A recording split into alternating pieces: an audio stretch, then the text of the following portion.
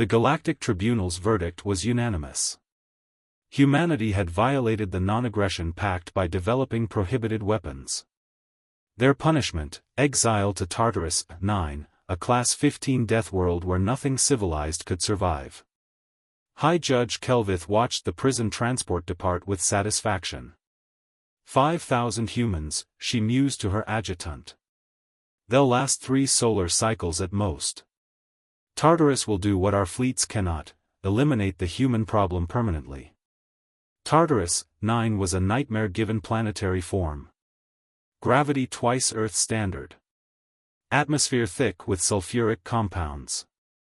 Megafauna that made Earth's extinct dinosaurs look like house pets.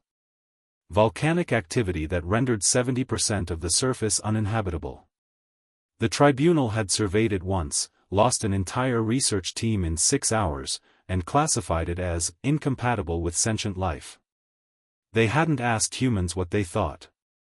Colonel Sarah Reeves stepped off the transport onto black volcanic soil, inhaling deeply despite the rebreather warnings. Around her, 5,000 of humanity's finest, engineers, biologists, soldiers, and civilians who'd volunteered for exile, began unloading equipment. "All right people," she announced, her voice carrying across the landing zone. "They think they sent us to hell. Let's show them what humans do with hell." "We terraform it," came the unified response. 3 years later, High Judge Kelvith received a transmission from Tartarus 9. Impossible, no communication equipment had been provided. She opened it with trembling appendages. Colonel Reeves appeared on screen, but the background was what made Kelvith's 3 hearts stop. Behind the humans stood structures, not survival shelters, but actual buildings. Walls of volcanic stone. Greenhouses glowing with impossible vegetation. And in the distance, creatures that should have been apex predators wore harnesses, being led by human handlers like domesticated livestock.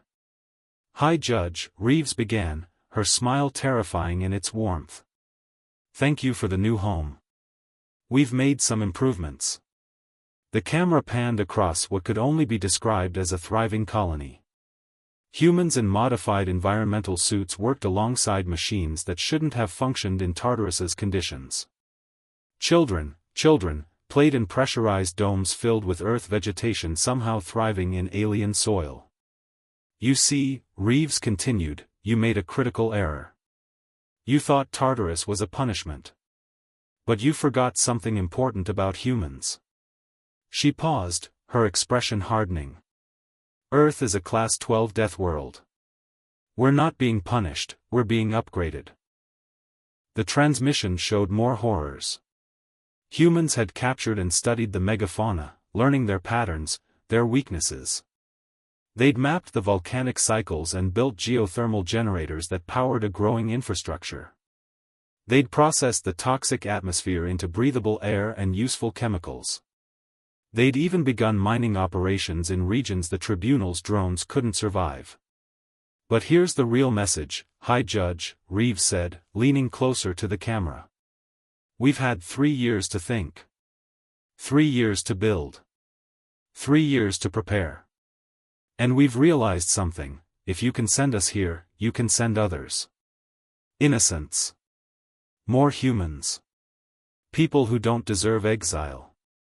Behind her, the camera revealed something that made Kelvith's blood freeze. Shipyards. Crude, cobbled together from salvaged transport parts and native materials, but unmistakably functional. "So here's our counteroffer," Reeves's voice dropped to something ancient and primordial. "Rescind the exile order. Acknowledge it as the attempted genocide it was.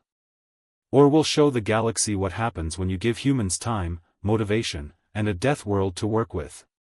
The transmission ended with 8 words that would haunt the Galactic Tribunal for generations. "We don't survive death worlds. We conquer them." 1 month later, the exile order was officially rescinded. Humanity was granted full sovereignty over Tartarus 9, now renamed New Terra. The tribunal never sent anyone to a death world again. Not because they'd learned mercy. Because they'd learned fear.